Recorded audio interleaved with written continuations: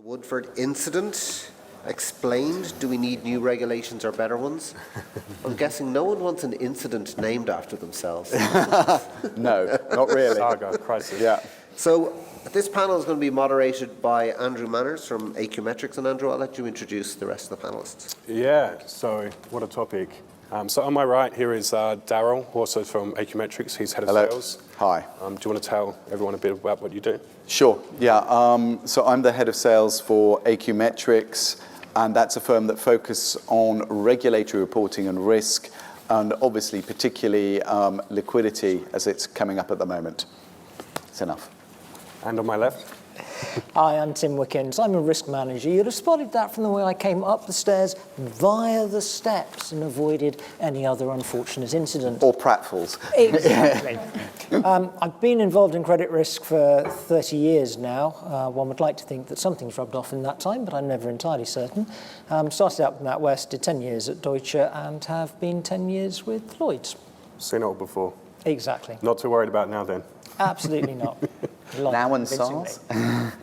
Okay, so obviously there's a lot going on in markets right now, which we can get to a bit later, but let's bring it back to that Woodford issue and fund liquidity in particular. I mean, who wants to kind of put that in context and just tell people whether you think it's an idiosyncratic issue or you think that perhaps it's a bit of an ominous sort of forerunner into what might happen into fund liquidity in the future?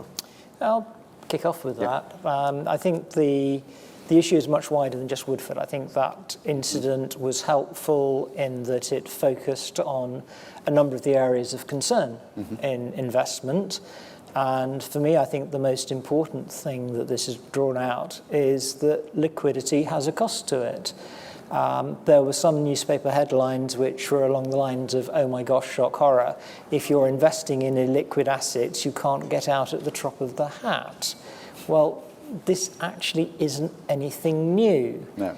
Where I think it became a little bit more topical, and I'm sure the regulator's taking a greater interest in it, is that there were investors in the Woodford funds who perhaps were not the classic investors in illiquid instruments. So if you're investing in private equity, you know you only get your money out upon realizations. Realizations don't happen at the drop of a hat.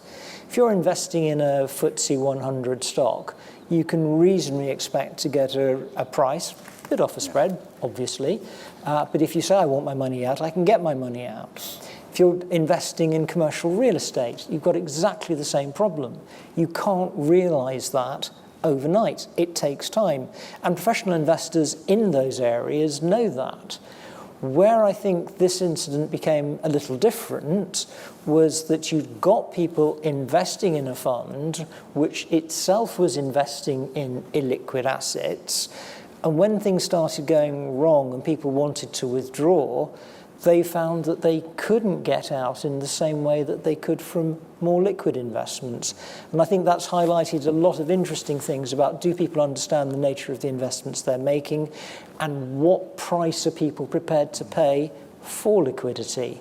And the answer may be not always, and a little bit more perhaps than you might think. I'd like to pick up on something there that seemed to me to be implied in your question, Andrew.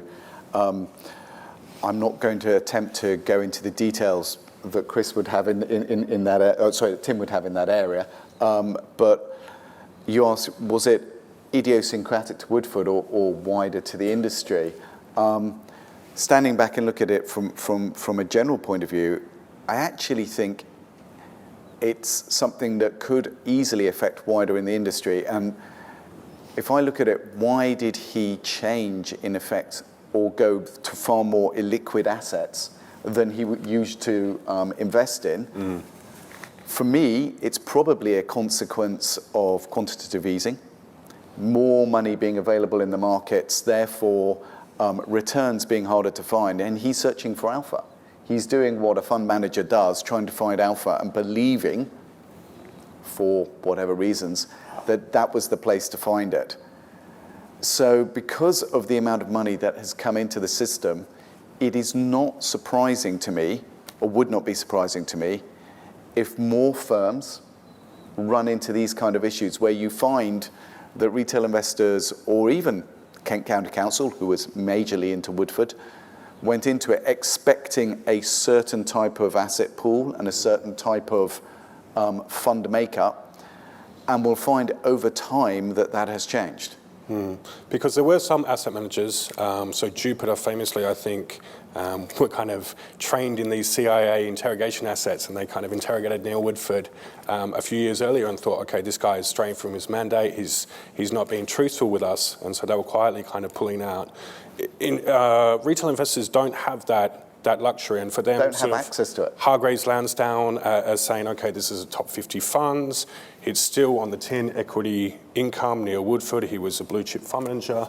I mean, do you think that, okay, there are some structural issues that we can go into, but there are really some sort of institutional failures that were unique to the Woodford incident as well, is that right? I think when we go in and do a due diligence on a fund manager, then style drift is one of the things which you absolutely want to look out for. But I take your point completely that not every investor is going to be able to have the resources or indeed the clout to be able to insist upon that level of interrogation. I think what was perhaps unfortunate in this incident was that you've got some brokers recommending stocks to their mom and pop investors, which they themselves have got out of. We've never heard of that before, right? Well, no, but I do think that the fact this has happened in a high-profile way has caused the regulator to look at it a lot more closely. So do I think there will be some changes to the way recommendations are able to be made? Yes, I think there probably will be. Should be. I think the other change we'll see is a much greater disclosure on the level of liquidity which people can reasonably expect. Yeah. The one part of that would worry me slightly is if there were to be any artificial numbers imposed upon that.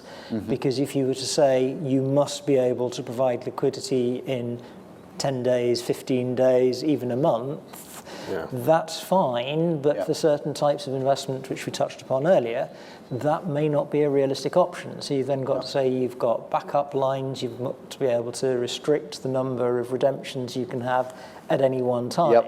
And the moment you start talking about restricting redemptions, you're actually running counter to what you're trying to solve for, which is investor liquidity. So it's a bit of a conundrum. But are you actually coming on to restricting redemptions? Are you actually running counter to solving liquidity?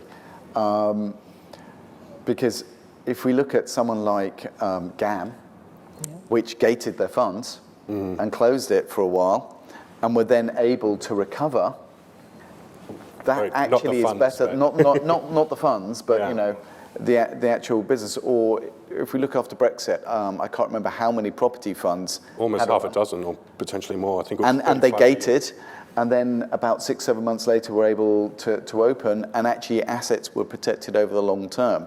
I guess the question is, and I would throw this out there, when I look at the sorts of things that the regulators are now proposing, particularly the FCA, it seems that the regulations they're putting in is tended towards making retail investors a higher class of redemptions than institutional, as in you should protect the retail investor first. They've never said that exactly, but the tenet of the changes that they're putting out there seems to be towards protecting the retail investor first rather than the professional investor. I mean, is that something you agree with? Because before, certainly the property funds, a lot of that was institutional money, and it was really the Woodford saga/crisis that kind of put this into light for retail investors. No, I think you're absolutely right. The tone of the regulatory comments is very much to protect the individual investor. I think what would be interesting is if you look at some of the announcements that were in the newspapers when gates were imposed on the UK real estate funds, and you were from Planet Mars and you were reading it for the first time, you would come to the conclusion that actually putting gates on a fund is a really, really bad thing to do. Yes. I think there is a very strong argument for saying actually it can be a tool that can provide a great deal of stability to the fund in that you stop the fire sale of assets in the short term to meet the demand from investors who are looking to get out. arguably to the detriment of those longer-term investors who want to stay in the fund. Absolutely. And that's where I think your point that if you actually sit with it, a number of these funds have come through and out the other side, but you've got a level of control and an avoidance of panic selling, which is probably good for the financial system more generally. Absolutely. But far be it from me to suggest that from the media's side, it doesn't make good copy to say you can't get hold of your money and that's all right. It makes a much better copy to say, hundreds of investors or thousands of pounds cannot be accessed. You remember, newspapers are not in the business of necessarily providing independent, balanced advice, apart from maybe The Economist and occasionally the FT. They're in the business of selling newspapers, and it doesn't make good copy. And of course, Mark Carney didn't help when he said that these funds were famously built on a lie. Do you give any credence to that at all, or do you think he's seriously kind of misappropriating or kind of misunderstanding some of the sort of risk management tools that these funds have and are meant to have? I think Mr. Carney perhaps has made good use of a soundbite. It certainly makes good copy.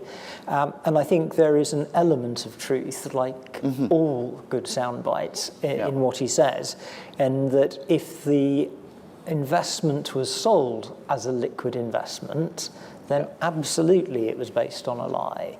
I think any rigorous analysis of the types of investment which the fund was making would make it very clear that you would not have the same level of liquidity as if you were investing in a traditional major index-based equity stock. So the question there that comes to me, well, the way I answer that is both yes and no. Yes, so we're talking to a number of firms at the moment about the new liquidity stress tests that are required. I was talking to one particular firm, which I won't name, that have not in the too distant past have launched open-ended timber funds.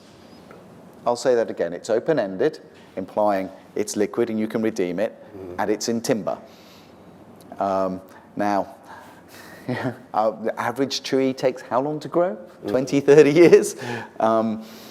So they're now looking around for near proxies to look at liquidity and all of this sort of thing. Temptation to say this is pulp fiction. Yes, thank you. But it's certainly not much better than Matchwood. But the point there is, was that information made prominently available to investors at the time? Were they made completely aware that this is a timber fund, though it's open-ended? And are there any cash buffers? Is it in the KIDs and the prospectuses that people are clear? Because it's not a lie if you make it clear to people, yes, it's open-ended, but there will be restrictions by the nature of the assets and what we're trying to achieve. And so I agree with him that Mr. Carney is a very good media-savvy central banker, and he's always good at picking up the right soundbite at the right time. But I mean, you did at the start touch on some structural issues there which kind of underpin this discussion, perhaps not Woodford, but in terms of GAM, H2O, some of the property funds, which is that post-2008, banks have stepped back from their market-making role, and at the same time, central banks have kept sort of rates so low that there is this sort of quote-unquote hunt for yield. So we see bond funds going into sort of triple B bonds and high yield, which perhaps they shouldn't be, and unlisted securities. How much is that an issue that pervades particularly the credit space, but other assets as well? And is that something that worries you compared to sort of past decades? I think if you'd asked me what's been the biggest concern I've had over the last 5 years in the markets, liquidity is the answer time and time again.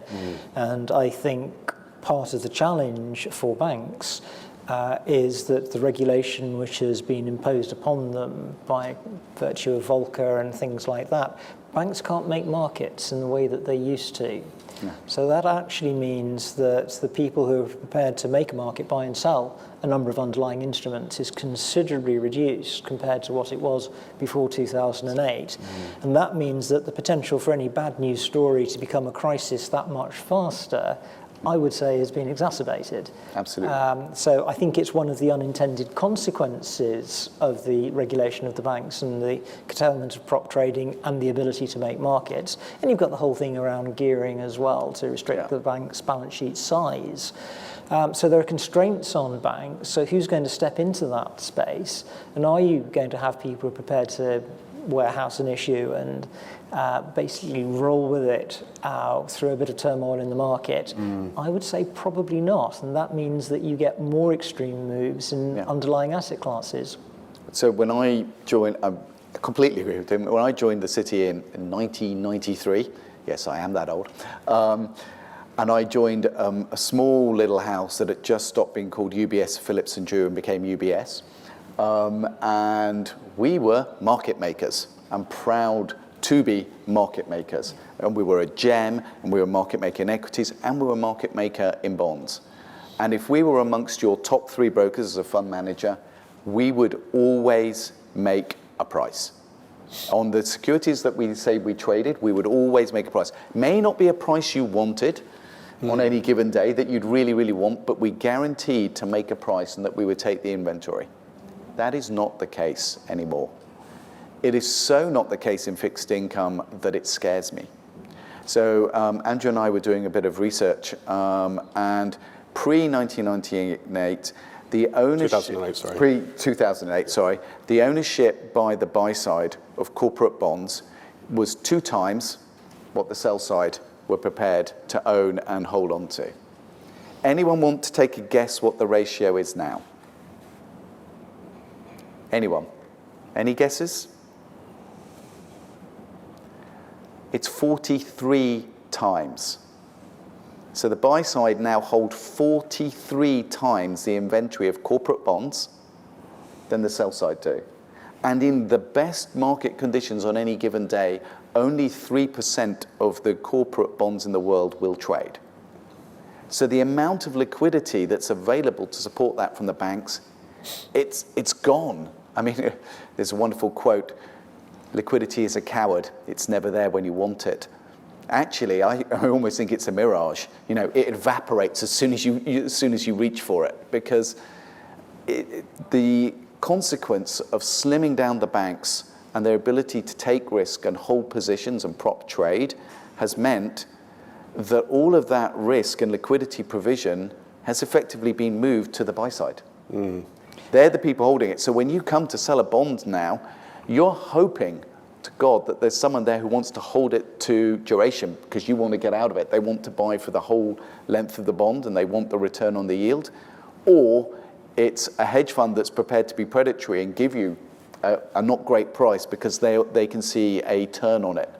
Otherwise, you're left trying to find a buyer if there's lots of people at the same time. I think you're absolutely spot on. I think one of the myths that's been exploded over the last 10 years is that there is a price for anything. No, there isn't. When you actually get the crisis, what you get immediately is the dry up and no buyers. And I've had conversations with traders in the past who've said, oh, we want to finance XYZ bonds, they'll take any haircut, you can't lose money. Well, actually, yes, I can. He was actually talking about GKOs, so that dates the conversation. And it was just before the crisis, and we said, no, not prepared to play, which was a really smart credit decision because there were no buyers out there. And to your point, if there's no buyer, there is no market. And there is no price. Absolutely. I think the other corollary that you get is even when there is a price, and this we saw a little of in the 2008 crisis, you might be sitting on a 50 million position and you're marking to market and the last observable price was X. So quite reasonably, you use that to price your book. But that price for X might have been a clip of $500,000 or $1 million, particularly if it was CDS protection. Now, can you actually trade out of something on the position size that you hold? Maybe yes, almost certainly no. When we're talking to firms now about their requirements for this, people are now starting to, there's a gamut of sophistication from people looking at liquidity buckets to looking at slicing. So they'll say anything from my most liquid 20%, from there out to 70%, I want to be able to price what price I would have to pay to get out of that within a certain time frame, Yeah. to some people actually wanting to have liquidity curves for every single asset over a number of years, and actually measuring the curves, because they're starting to understand that the concentration of risk is much, much higher. Even though they're holding the same types of assets potentially, that the risk concentration is much higher on the buy side than it ever used to be. Had a very animated conversation with the quant who got very unhappy with me when I told him he was talking rubbish, because he told me to 2 decimal places what my price move would be for selling out of a particular bond if there were a liquidity crisis. Well, if he knows that, then he should be go out working and buy somewhere else and electrons. making a fortune, yeah. Absolutely right. Yeah. Because the whole point is, when it's that illiquid, you cannot know. You cannot be that precise. I'm sure what he did was mathematically correct and a perfectly sound formula, but you can only go so far with that.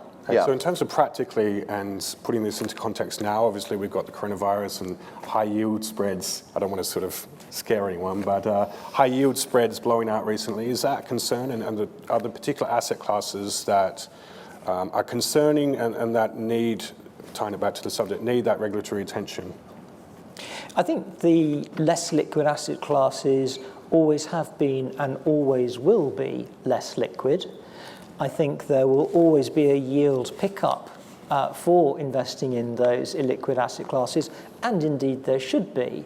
I think what has been different over the last 10 years is that with rates kept relatively low, some would say artificially low, Artificially, I would say. for so long, the proportion that yield pickup represents of the overall yield is considerably higher. So does that make those asset classes, relatively speaking, more interesting and more valuable to a portfolio manager? I would argue yes. Yeah. With a long-term investment hat on, I would say less liquid assets have a place in an overall portfolio, and that's a perfectly reasonable and responsible asset allocation. Whether it should be the totality of the portfolio just to get the yield pickup, that I think is a much bigger question. Well, it's interesting. We were debating just before we came in about some of the new designations that the FCA are looking for funds. And there's one of them, a new designation called a NERS. That's not a nurse, it's a NERS, which is a non-UCITS retail scheme. So think an OIC, for instance. If they have more than 20% in illiquid investments, then they have to look at specific rules that they will put in place should things move against them. And if at any time in any 3-month period, in a 12-month period, they have 50% or more, they're then called an FIIA. Sorry, these are new on me, so I'm just getting that. Fund investing in illiquid assets. I think the FCA wanted to call them illiquid funds, but the industry pushed back and said, we can't possibly do that. No one will ever invest in them. Yeah, not on the fund tag, wasn't it? Yeah, not on the fund tag. And so it's the proportion. It's the proportion of illiquid assets that are being held that's really, really important, and how you define an illiquid asset. And in normal times, a high yield bond is not necessarily always thought of as an illiquid asset. There may be less liquidity, and you might be quite happy to have less liquidity for that yield you're getting. And quite frankly, let's face it, that might be the only place you can find alpha right now. But as times become stressed, like we've seen over the last week, though what becomes less liquid suddenly becomes illiquid. And whether you're getting enough of a pickup is a very good question. I think the spread now on corporate high yield over government treasuries is 500 basis points. 500 basis points. That's a huge spread. And it just is absolutely relevant of the fact that when you want it, the liquidity isn't there. So there needs to be a higher degree of clarity from the funds over what their mix of assets are. And if we go back to Woodford, it is absolutely clear, given if you was being looked at it from a UCITS point, that he would have breached his SRRI reporting. Now, why that wasn't picked up Why that wasn't pushed out, that's a very good question, which would bring me on to where the regulation should go. But it's absolutely clear when you get style drift that it should be made clear, and it should be made very clear to investors the proportion of investments are now being held in illiquid assets. And to pick up on one of your points there, which was the things can change in the level of liquidity. Yeah. If you're talking about a major stock exchange and the top 30, 50 or whatever the index is on that stock, that's surely a liquid investment. And most people go along with that. Yeah. Then if you're trading something that's a Milan stock over the last couple of days, is it liquid, is it not? Not sure. Yeah. Or if you were wanting to trade in the S&P 500s yesterday. Indeed. You know, some of the most liquid ones in the world, if it gets a big spike, it can become less liquid. So, I mean, how would you get around this in terms of investing and portfolio management and choosing a manager to avoid, I guess, the Neil Woodfords if you're not trained in CIA tactics? And I think it's very difficult because I think at that point the mom and pop investor is very heavily reliant on their advisors and things that are out there in the market.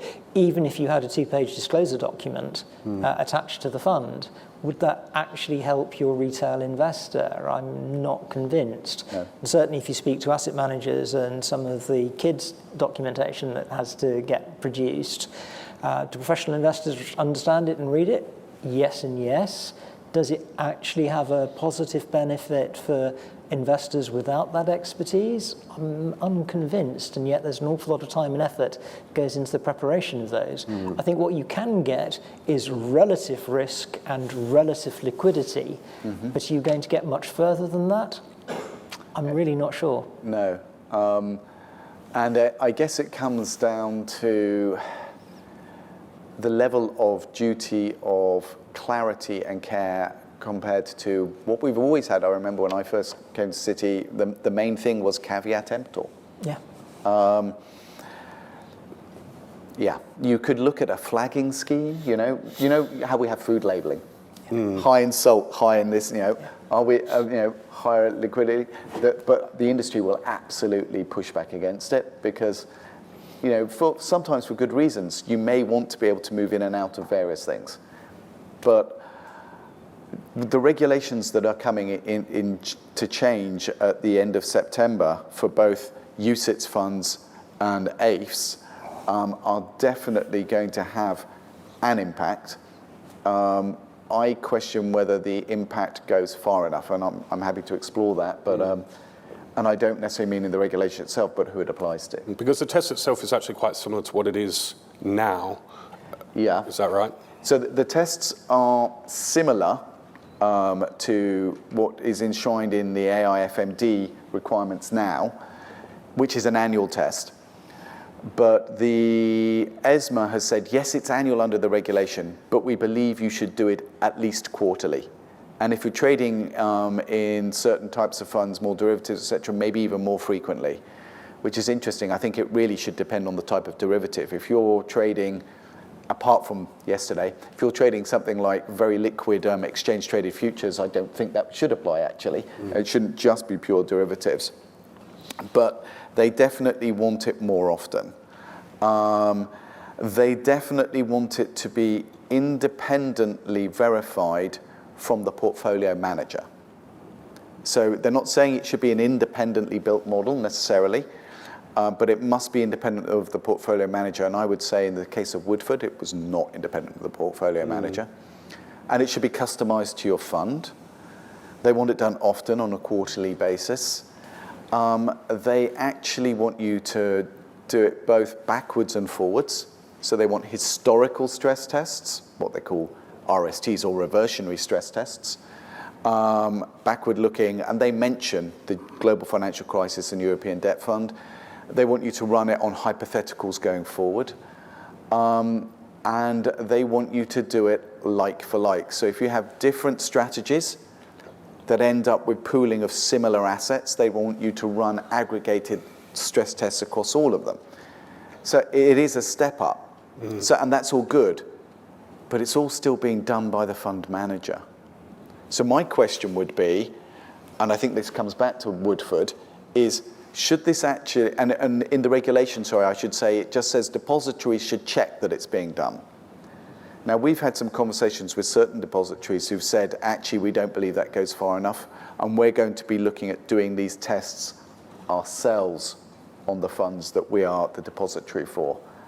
And I think, personally, that actually making this a responsibility to be carried out also by the fund admins and the depositories might pick up the sort of situation, because it is clear that that was not being proactively run in the Woodford case.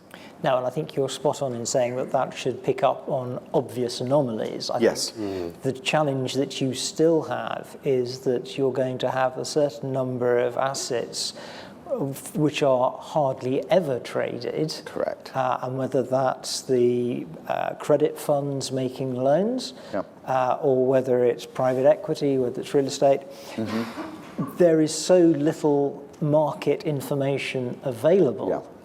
It's awfully hard to decide what is reasonable or not reasonable. So who's got the most information?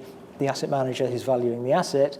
Well, that's all right then, isn't it? Well, most of the time, perhaps, but all the time, definitely not. No, there needs to be, so this fund I was talking to that has an open-ended fund in timber, there's some closed ones as well. We were saying, okay, so are there any direct futures that you could be comparable looking at it? Not really. Okay, indices, yes. Okay, so then let's look at some relative comparisons to other indices, and we can start to do. You're getting 3 points removed to try and even make an assessment of liquidity in these things. But you need to have something.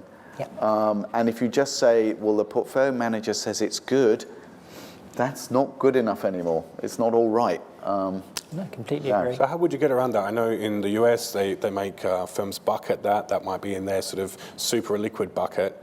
Do you think that perhaps that's something that should be applied here, or is that too prescriptive and it's actually beholden to the fund manager to say, I need to invest in liquid securities, and it's up to the investor to make sure that they're doing that? I think there comes a point when the investor has to take responsibility for their own actions. Now, I absolutely get that the regulator is out to protect the less sophisticated investor. Now, whether it is right to preclude them from certain asset classes because they are deemed not to have the sophistication to invest in them, or whether that is actually impacting adversely on their ability to make informed decisions, that's the one that I think is really, really difficult to decide upon, because you're making a subjective decision about the sophistication of your investor. And there's the macho piece of, do you want to be I'm an unsophisticated investor, I don't understand what I'm doing, just give me baby investments that are really easy, or I'm actually a really sophisticated investor, I get all these whiz-bang arguments, let me invest my money to get the best yield. How far do you need to protect someone, and who makes that qualitative judgment? I don't have an answer to that. And at the moment, we generally say, if you've got X amount of assets, you're okay. And if you haven't, you're not. Or you can self-identify. I'm not convinced empirically that's right. No, I'm not convinced it's right either. There are certain things I look at and think, I wouldn't ever want to touch that with a barge pole because I don't understand it. And I've been in the city nearly 30 years. But I think Warren Buffett one is, if you don't understand it, don't invest in it. I think it's a very sound principle. But how many people, unfortunately, think they understand it because a smooth-talking person like me actually gave them a pattern that made it sound understandable? That's where you start running into it. And I don't think you can ever insulate anyone and everyone from the markets where you're getting away from just deposits, quite frankly. I mean, do you think there's a level of complacency as well in that investors have been spoiled for liquidity in the last 10 years? Every time there's a market swoon or a drawdown, the Fed's there to the rescue, such as December 2018, which set off a huge rally. Now we've got coronavirus, and unfortunately sort of central bankers can't print vaccines and they can't get bums on seats in restaurants. So I mean, is it now coming to a head where some of the things that people have taken for granted, it might come into the spotlight now? Yes, if one was being slightly harsh and oversimplifying, you're saying you mean taking away the free put option. Yeah. The power put. Yeah. Yeah. I think the mood of the markets, or more to the point, the mood of governments has changed fundamentally since 2008. And I think if you look at the work that has been done on the resolution and recovery regimes, it is very clear that the central banks have no interest in spending taxpayer dollars on propping up failing financial institutions. That said, part of the role of a central bank is to provide financial stability, and letting things go pear-shaped and doing nothing about it clearly isn't fulfilling their role either. No. So is there a balancing act to be had? Yes, there is. Is there an easy answer? I think the mixed responses that we've seen to date have underlined the fact that no, probably not. So I heard a very interesting segment, and I think it was on the Today programme, analysing this market, shall we call it fluctuation, compared to the GFC. And actually that was it. No, it was actually George Osborne who was on the Today programme, and he was saying effectively the global financial crisis was a demand problem. There wasn't the money there to do it, and the banks and central banks can deal with demand, but this is in effect a supply problem, in that there are not the goods now being able to come around the world. There are not the things to be able to meet people's needs. You know, you try buying hand sanitizer. Actually, we have a whole load on our stand. Please do come and take some, because we've got to get rid of it. But you know, it's the supply side, and central banks are not well able to deal with that. There isn't an easy answer. There will always be risks, and I mean, it sounds like what you're saying is that investors actually need to pay attention again. The days of kind of investing should always pay attention. They should never have stopped paying attention. But this idea of I'll save X amount of money and put it into a tracker fund, and markets always go up, although obviously they don't if you look at the FTSE 100 in Japan and whatever. But I mean, do you think that we can talk about the regulators all day, but as you say, it is actually up to the investors to say, okay, what am I invested in, and so on and so forth? No, I think a rigorous investment process, there's absolutely no substitute for that. Sorry, Tim, go ahead. No, I was going to say, and I think that's true whether you're an individual investor or whether you're a sophisticated institutional pension fund, whatever, with a portfolio in the billions. Yeah. I think whatever you do has to be right for you and within your risk parameters. Yeah. And as I alluded to earlier, I think the biggest problem is who decides what level of risk you are allowed to take. And can individuals stand up and self-certify? I would say, I think one of the things that's happened is that people have not really matched their assets to either their liabilities or goals. And I'm not talking I'm talking in the retail side, not outside of the institutional side. Or they thought they were matching an asset to their liabilities, and the nature of that asset has changed, and they haven't kept a real close eye on it. You know, don't expect a fund that is high yield or long-term or alternative or illiquid assets to be liquid at the drop of a hat. It's not going to happen in any alternative universe or this universe. It's just not. People need to be matching their requirements to the types of assets they're putting in, and checking, I think that's the difference, checking that the asset makeup in those funds hasn't changed. Because the regulator can only do so much. It can make the firms run tests and provide results to people, whomever. Hopefully those people are then able to interpret it and deal with it. But it is beholden on us to look and see at the types of assets and goals that we have, and making sure that, well, the liabilities and goals that we have, and then make sure that the assets that we're putting in actually match those. I mean, would you agree clearly the regulations are a step in the right direction? Are there anything that really irks you about them, or would you like to see any changes, or if you were a regulator, would you do anything different? I'd love to see a level of consistency across regulation and reporting globally, but it ain't ever going to happen. Yeah. Yeah. I think the Brexit scenario has meant that there's an extra round involved in the European-US discussions on equivalence and the rules that apply. One can only hope that they come to a common sense answer, but given politicians are involved, maybe I finish the sentence there. Yes. And I should, for the benefit of my compliance officer, say any views I express are exclusive my own, and that's not the organisation that I work for. I think it's interesting because the SEC have taken quite a prescriptive route on bucketing on assets. ESMA has suggested, and there was industry pushback actually against bucketing in the response to the guidelines. ESMA has kept in that they feel that bucketing can be an appropriate measure, but they haven't defined the buckets strictly in the way that the SEC has, and they haven't put limits on them in the way that the SEC has. But I do get a feeling that we will be seeing more and more move towards bucketing as an indication of liquidity. But there are certainly clients that we're talking to. We're talking to one of the top 10 global asset managers at the moment on stuff, and they're saying, well, bucketing's all well and good, but we need to be able to slice ours. We want to look at slicing as well and be able to say, if I take this portion of assets and I'm prepared to take this much of a cut, how much of that can we realistically expect to liquidate within X percent of time, looking at the nature of those assets, the makeup and their liquidity curves. So I think there are firms that feel that bucketing itself is too coarse, too limiting to them, and they're prepared to take a much more nuanced and in some cases aggressive view of managing their liquidity because they're a large enough firm to be able to do it and they have the resources behind them.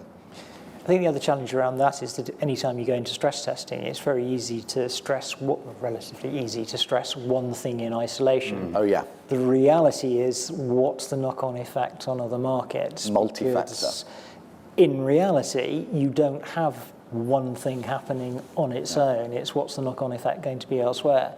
And that's where I think the level of sophistication of various members, firms, the Fund Managers Association and so forth, that's where I think things vary enormously, because the level of slicing and dicing and stressing which people can do, how do you come up with a common answer? I mean, in some ways, it's a little bit like the ESG discussion at the start of the day, which was everybody knows more or less what it means, but everybody's definition is slightly different. Yeah. And I think that's absolutely spot on for stress testing. Everybody has a rough idea of what you're trying to achieve, but the detail of how you achieve it and the scenarios that you run and the level of sophistication you push it to, that will vary enormously from house to house.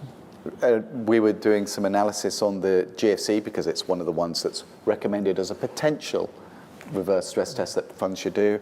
And depending on how you define it, we think that there's a minimum of 7 to 9 different factors that you should be stress testing on at any one time.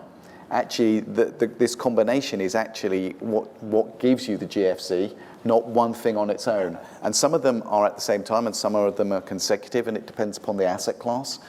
So there isn't a standard one-size-cuts-all. It does have to be customized to your fund, and you do have to be taking into account a lot of different factors in the models. And most models at the moment are single factor. Is there anything that you look for, particularly when you're stress testing kind of client portfolios or anything like that? I think the golden rule of all stress testing is it has to be plausible, because there's no point in doing something which is completely unrealistic, but it also has to be severe enough to make it worthwhile stress. And I said that I think would be part one for what stress do you run, and the part two bit, which is the much harder part, is and what's the knock-on effect of whatever scenario you're deciding to run. Yeah, I mean, there's no easy, straightforward answer onto what to look for, because as we're building them out, it depends on the portfolio and the nature, and also the liquidity appetite of the institution, because different institutions have different liquidity appetites because they have smaller or larger pockets to fund it over a longer term. So, and I am not here to say that illiquid assets are wrong. Actually not. I think they make a sensible part of a proportion of some investment portfolios. You look at the returns that can be generated by PE funds. Does it make sense to have potentially a proportion of that in your investments over that? Probably yes. If you can get 3 to 5 times returns over a 5-year period, that can make sense to have a degree of exposure to. It's the totality of the exposures that really matter. Yeah, and going back to the redemption issue, I think one of the other challenges you've got in reality is with cash rates so low, there is no incentive whatsoever to keep a cash buffer in a fund, anything above the bare minimum for what you need for your day-to-day requirements. And that's been driven by the whole response to the last crisis. And it's always, a very, very long time ago, I was in the army. And we always used to say the problem with the current battle plan is it's fighting the last war. That most plans are based on what we did last time rather than what we're going to have to do this time. And it's somewhat similar in the regulatory responses that it's the law of unintended consequences. Some of the things you've done for the last crisis can actually create the next bubble. You could argue that actually the bubble for what created the GFC was actually by some of the things that were done to deal with the dot-com crash back in the early 2000s, and also LTCM as well, which most people have forgotten about, but there was a time when LTCM was a huge risk, at least to the US markets. So it's not a case of history repeating, it's more a case of, oops, this is the problem we created from the last time we tried to fix the problem.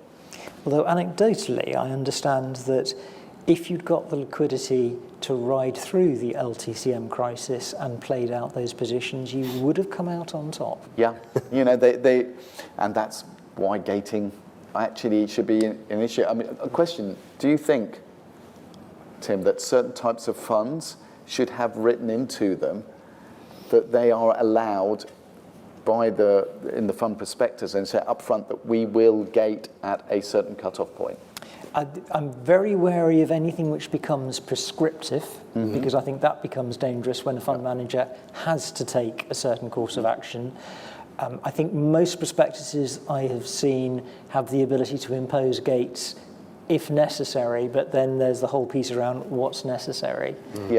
So do I think it's a tool and an important tool for the management of liquidity? Absolutely. Do you think it should be different for funds that are more retail-oriented to institutional? Very definitely. And how would you see that difference? Because you've got a lot more experience on that than I have, so I'm curious. I think that if one's making a crude differentiation between retail and professional investor, I would say the professional investors tend to be for the longer term and accept that when, particularly on something like a private equity fund, you sign up for a 5-year investment period and you know you can't do anything with your investment for that 5 years. And it's part of the reason that the funds don't get called down on day one, because the manager will call down and invest over the life cycle of the fund. Whereas with a retail investor, then there is a much greater expectation that funds will be invested straight away and can be called back nearly straight away. So that's where I see the differentiation occurring. How do you enshrine that in legislation? Not absolutely sure. And it's back to that fine line between preserving liquidity for the overall members of the fund, whilst at the same time letting people get their money back, which is the soundbite that the newspapers will obviously seek to push. And that, to me, is one of the hardest parts of the new stress test parts, because they actually want you to stress both your assets and your liabilities, the liabilities being the redemptions that can be called. And where you find data from that tells you this is how people will react, and and you don't always know who all your investors are. I'm struggling to come up with what I would consider to be a cohesive model yet on how to really stress your liabilities. Do you have any insight on that, Tim? Because I'd love to know. The redemption shocks or...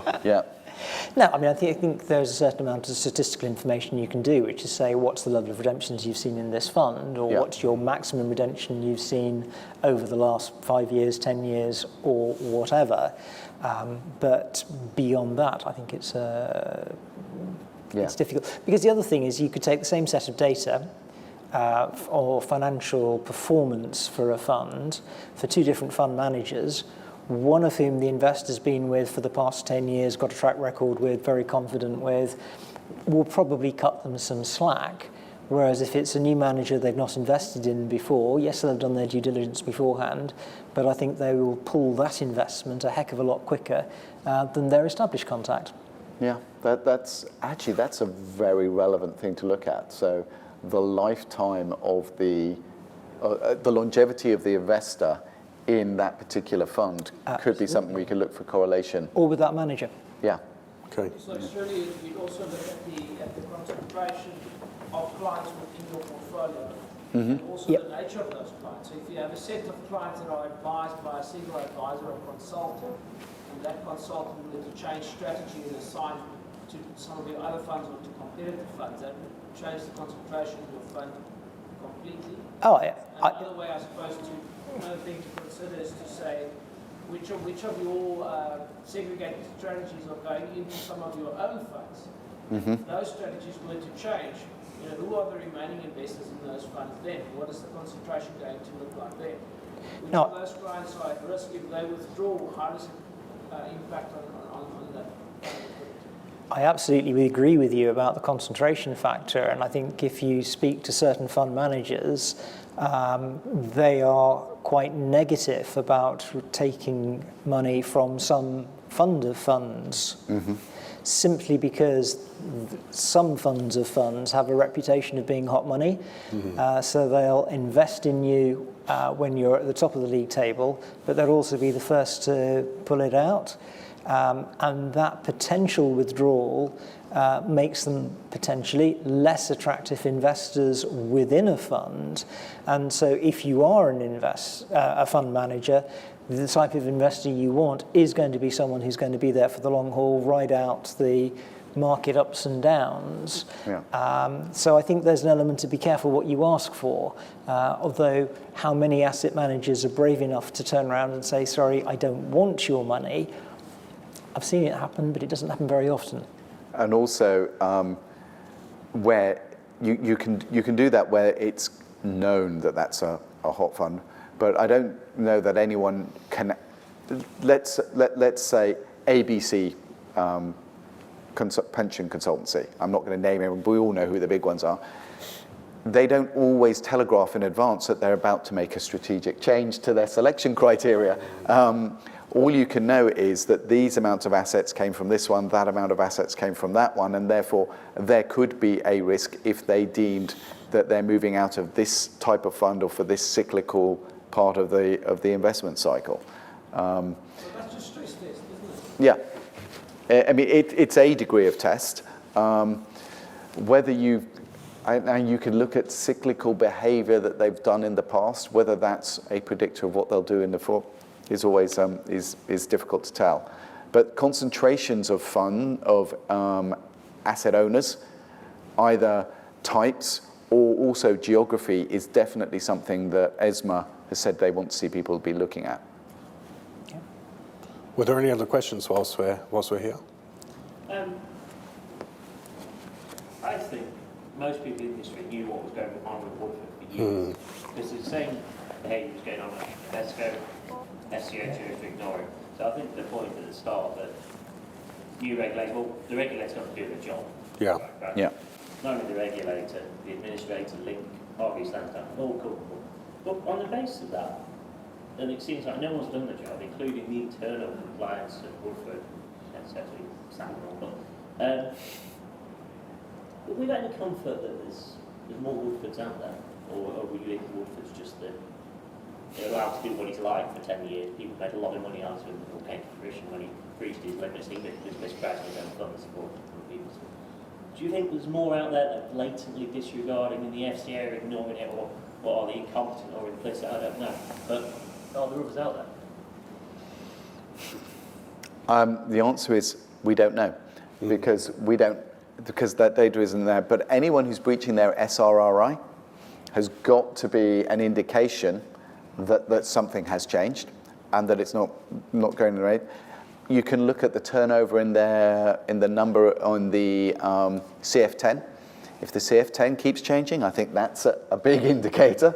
The Actually, compliance specifically, officer. there was a FT article the other day that said that on a FOIA request, there were actually 7 funds, I think it was 7 funds, it might have been 6, that had breached that 10%. So potentially, I mean, that was the rule that Woodford breached. So I mean, trash rule. There could be some. It doesn't seem like there's more than half a dozen, unless they're not reporting to the FCA.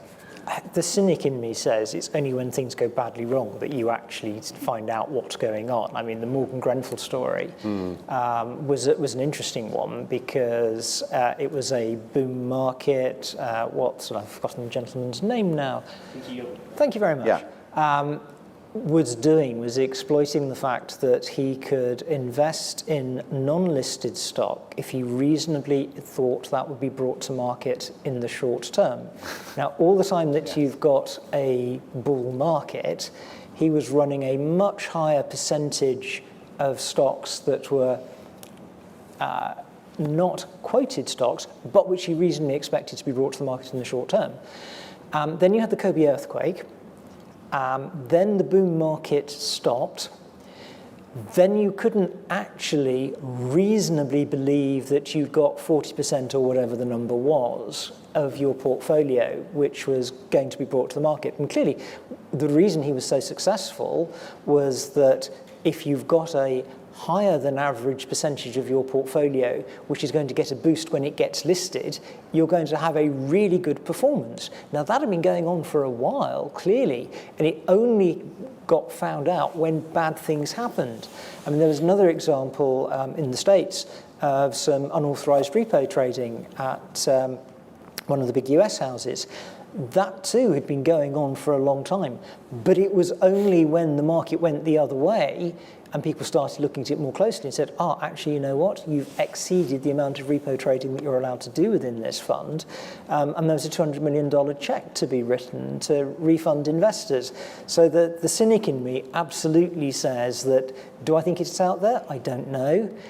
But if people lose money on it, I'm damn certain they'll find out about it a hell of a lot quicker than if they make money from it. And that's really interesting about how much we interrogate success as compared to failure.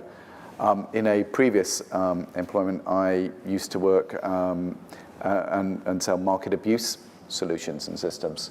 And one of the big things that you would look for is fund managers who consistently outperform, or traders who actually seem to do a lot better, and that they should be interrogated more. Because we're not saying there is something wrong, but there could be. And there's actually a higher likelihood where there's consistent outperformance. You need to understand consistent outperformance very, very well. Because if the markets are anything close to efficient, one person should not be able to statistically outperform over a very long period of time. I think we've worked for the last 20 years. Yeah.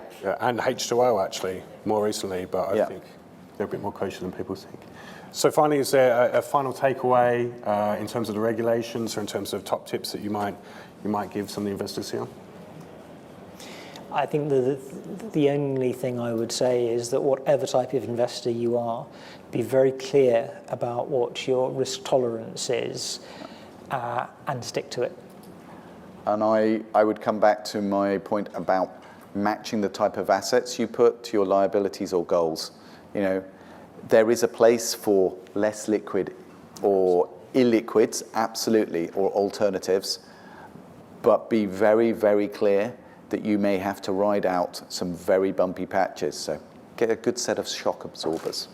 Okay. Thanks very much, everyone. Thanks.